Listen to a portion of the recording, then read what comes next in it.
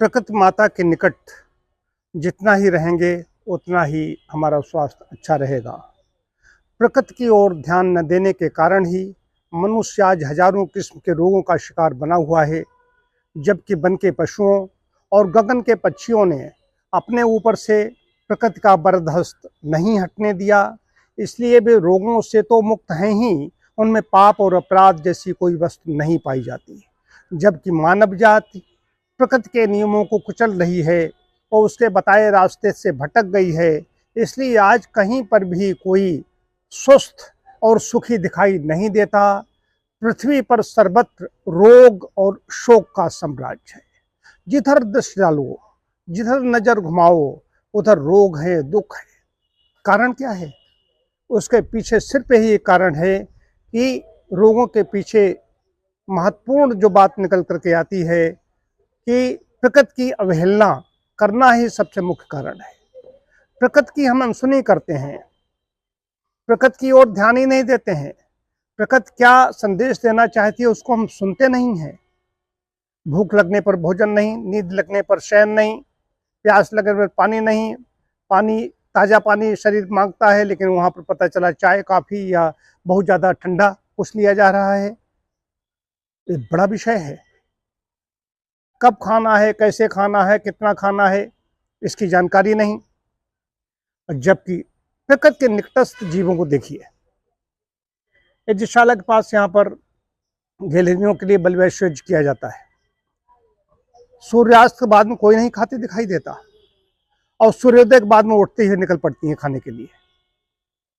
तो खाने और सोने का समय उनसे नैसर्गिक बुद्धि उनकी इतनी तीक्ष्ण होती है, उससे उन्हें पता चलता है कब खाना है, कितना खाना है।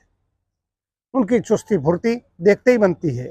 सूर्योदय के साथ उनका जीवन शुरू होता है और सूर्यास्त बाद समाप्त, मतलब कि उनकी दिनचर्या समाप्त हो गई। हमारे यहाँ जब सूर्योदय के पास हुआ है तब तो सो रहे हैं। उसमें बहुत ऐसे ही बिरले लोग होंगे जिन्होंने जो देखते हैं। गांव का जीवन देखिए, शहरी कुछ लोग हैं जो बड़े शहरों में तो उन्होंने देखा ही नहीं सूरज, न देखा न चंद्र देखा। ये लोग क्या, इसमें जो प्रकृति के निकट रहने वाले जीव हैं वो सूर्योदय से अपना दिनचर्या प्रारंभ करते हैं और दिन भर उनको जो कुछ खाना पीना है अपना खाया पिया, अपने रात में सो गए। यहाँ पर क्या है, सूर्योदय के समय सो रहे हैं और सूर्यास्त के समय विचार किया जाता है कि आज बनेगा क्या। सूर्यास्त के समय चिंतन किया जा रहा है। जब सूर्यास्त के समय आधा घंटे इधर उधर मैं भी फलाहार करता हूँ।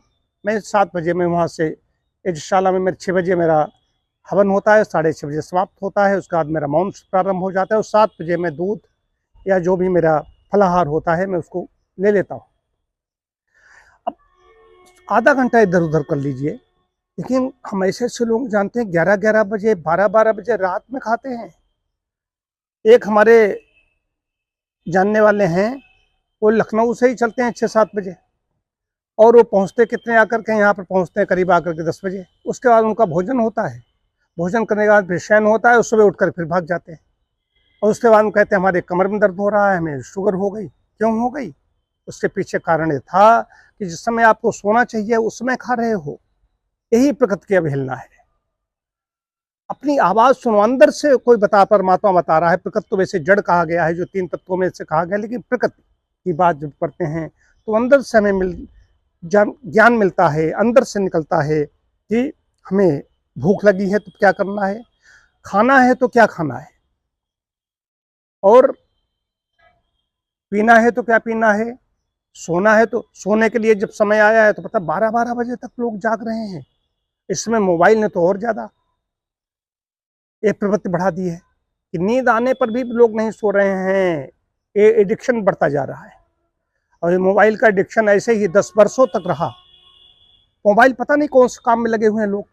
10 वर्षों तक अगर यही आप देखेंगे लोग पागल हो जाएंगे। तो प्रकृति की ओर लौटना होगा। प्रकृति की ओर लौट करके ही हम अपने जीवन को स्वस्थ और सुखी रख सकते हैं। अन्यथा हमारी जिंदगी घिसटते हुए ऐसे ही बीतेगी। हम जीवन का आनंद नहीं ले सकेंगे।